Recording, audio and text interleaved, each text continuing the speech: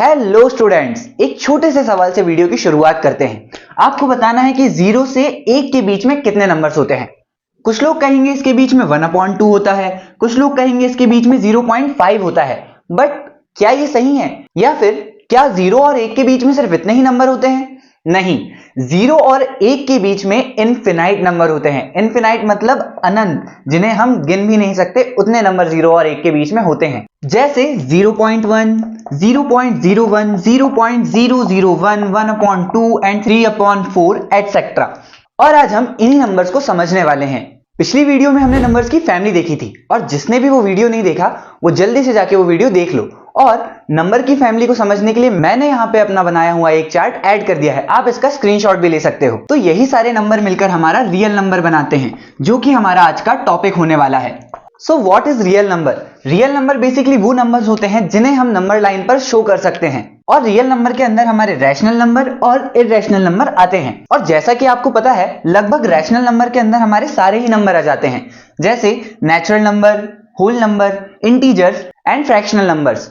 जैसे हम 2, -3, पाई, 0.6 ये सारे नंबर लाइन पे शो कर सकते हैं, और इन्हीं को हम रियल नंबर्स की कैटेगरी में लेते हैं। अब बहुत से लोगों का ये सवाल होगा कि what is number line? So number line हमने पिछली वीडियो में भी देखा था। नंबर लाइन वो होती है जिसपे हम अलग अलग पॉइंट्स पर अलग अलग नंबर्स को शो करते हैं, और इसमें हमारे लेफ्ट हैंड साइड पर हमारे नेगेटिव नंबर और राइट हैंड साइड पर हमारे पॉजिटिव नंबर होते हैं, और इसे ही हम नंबर लाइन कहते हैं।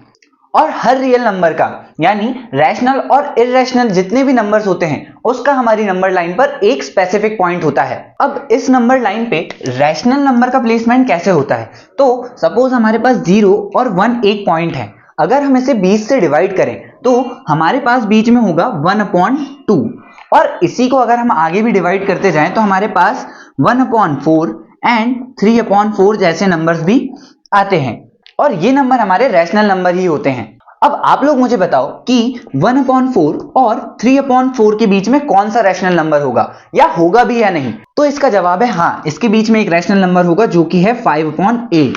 कैसे? तो आप जब रैशनल नंबर्स को डिवाइड करना चालू करते हो, या फिर किसी नंबर्स के बीच में रैशनल नंबर ढूंढना चालू करते हो, तो आपके डिनोमिनेटर की डिजिट बढ़ते जाती है। इसका मतलब आप जितने ज्यादा बड़े हिस्से डिनोमिनेटर के करोगे, आप उतने ही बारीकी से इसको तोड़ सकते हो। अब इस चीज से हमें समझ में क्या आता है कि between any two real numbers infinite numbers exist. मतलब हमारे दो नंबर्स के बीच कभी भी नंबर्स खत्म नहीं होते, वो इनफिनाइट तक चलते जाते हैं। हम जितना ज्यादा उसको तोड़ेंगे, वह उतने ज्यादा डिवाइड होते होते अनगिनत नंबर उन दो रियल नंबर्स के बीच में हो जाते हैं। जैसे 0.1, 0.01, 0.001, 0.0001। इस टाइप से ये नंबर और भी ज्यादा पार्ट्स में टूट सकते हैं, लेकिन इनकी खास बात यही है कि ये कभी भी खत्म नहीं होते, ये इनफिनाइट होते हैं, और यही तो मैथ्स का मैजिक है। इसी के साथ हमारा नेक्स्ट कॉन्सेप्ट आता है irrational numbers on number line. अब नंबर लाइन पर हमारे इररेशनल नंबर को हम किस टाइप से पुट करते हैं, या फिर उनकी पोजीशन हमारी नंबर लाइंस पे कहां होती है? तो हमारे पास एक इररेशनल नंबर है, जो कि है √2, जिसकी वैल्यू हमने पिछली वीडियो में पढ़ी थी 1.41 एंड डॉट डॉट करके ये आगे तक चलते जाता है। तो 1 और 2 के अप्रोक्सीमेटली बीच में ये इररेशनल नंबर आता है। कैसे? तो √2 की वैल्यू होती है 1.41, और 1 और 2 के बीच में हमारे पास 1.50 होता है। तो कहीं ना कहीं ये नंबर हमारा 1.41 इसी के आसपास होगा। इसलिए हम इसकी एग्जैक्ट वैल्यू तो नहीं जान पाते, लेकिन हम एक अप्रोक्सीमेट वैल्यू इसकी निकाल पाते हैं कि ये नंबर हमारा कहीं ना कहीं बीच में होगा। इस टाइप से ही आप इररेशनल नंबर को नंबर लाइन पे शो करते हो। अब आपके लिए एक छोटा सा वर्क है, आप √3 और पाई की वैल्यूज को नंबर लाइन पे शो करके देखो। अब हम कुछ प्रैक्टिस क्वेश्चंस पे बढ़ते हैं, जो आपके एग्जाम में भी कई बार पूछे जाते हैं। 1 और 2 के बीच एक रैशनल नंबर बताओ। तो हमारे पास 1 और 2 के बीच में हमको एक रैशनल नंबर बताना है, तो वो क्या हो सकता है? इसका जवाब होगा 1.50। 1 और 2 के बीच का हमारे पास ये डेसिमल फॉर्म का नंबर है, जिसे हम रैशनल नंबर कंसिडर करते हैं। आपको पता होगा जो हमारे डेसिमल फॉर्म के टर्मिनेटिंग नंबर्स होते हैं, वो हमारे रैशनल नंबर की कैटेगरी में ही आते हैं, इसलिए इसका आंसर होगा 1.50। इसी के साथ नेक्स्ट क्वेश्चन पे बढ़ते हैं। तो अगला क्वेश्चन है 1.50 और 2 के बीच में हमें एक रैशनल नंबर बताना है। तो ये वर्क मैं आपके लिए देता हूं। 1.50 एंड 2 के बीच में आपको यहां पे एक रैशनल नंबर बता देना है। जल्दी जल्दी कमेंट सेक्शन खोलो और इसके बीच का रैशनल नंबर मुझे कमेंट करके बताओ। इसी के साथ हमारे अगले क्वेश्चंस हैं क्या दो रैशनल नंबर के बीच इररेशनल नंबर हो सकता है?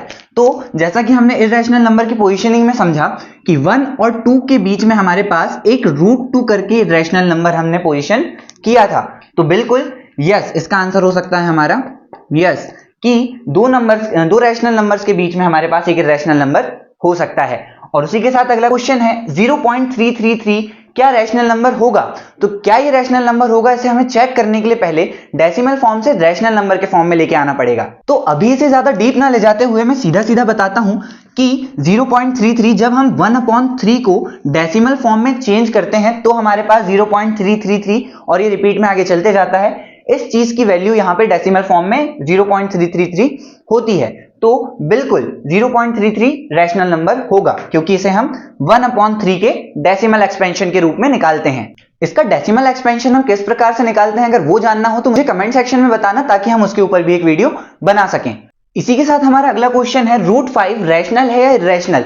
तो इसका भी डेसिमल एक्सपेंशन नॉन टर्मिनेटिंग और नॉन रिपीटिंग होता है, दैट्स व्हाई ये नंबर हमारे पास इररेशनल नंबर कहलाता है। और इसके आगे के क्वेश्चन में हमें इसे प्रूव भी करना होता है कि √5 हमारे पास इररेशनल है तो क्यों है, हमें उसे प्रूव करके भी दिखाना होता है जिसे हम आगे की वीडियोस में सीखेंगे। तो आज हमने रियल नंबर्स को समझा जिसके अंदर रैशनल नंबर और इररेशनल नंबर्स आते हैं, और हमने ये भी देखा कि कैसे दो रैशनल नंबर या दो नंबर्स के बीच में इनफिनाइट नंबर होते हैं, और यही कॉन्सेप्ट हमें आगे यूक्लिड डिवीजन लेम्मा समझने में बहुत हेल्प करने वाला है। और नेक्स्ट वीडियो में हम उसी यूक्लिड डिवीजन लेम्मा का थ्योरम समझने वाले हैं जो कि पूरी क्लास 10th का सबसे इंपॉर्टेंट थ्योरम है, इसलिए अगली वीडियो बिल्कुल मिस मत करना। और जो स्टूडेंट समझ गया वो कमेंट सेक्शन में यस लिखना। और आज का ये कॉन्सेप्ट अगर आपको समझ में आया है तो वीडियो को लाइक करो, चैनल को सब्सक्राइब करो और अगली क्लासेस के लिए हमसे ऐसे ही जुड़े रहो। मिलते हैं नेक्स्ट वीडियो में।